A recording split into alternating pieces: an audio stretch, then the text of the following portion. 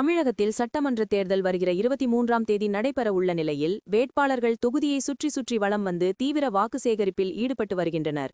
இந்நிலையில் மயிலாடுதுறை மாவட்டம் சீர்காழி சட்டமன்ற தொகுதி அனைத்திந்திய புரட்சித் தலைவர் மக்கள் முன்னேற்றக் கழக வேட்பாளர் மாலதி தென்னந்தோப்பு சின்னத்தில் போட்டியிடுகிறார்.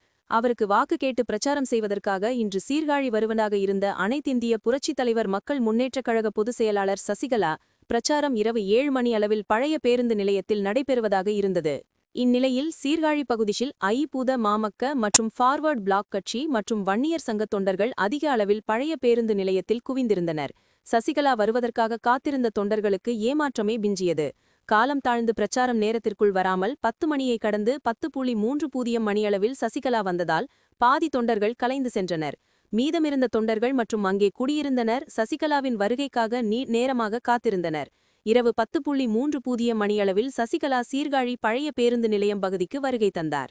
அப்பொழுது தேர்தல் விதிமுறைகள் மீறி பேச முடியாததால் சசிகலா தனது வாகனத்தின் மேலே நின்று கை அசத்தவாறு தொண்டர்களுக்கு காண்பித்து சென்றார்.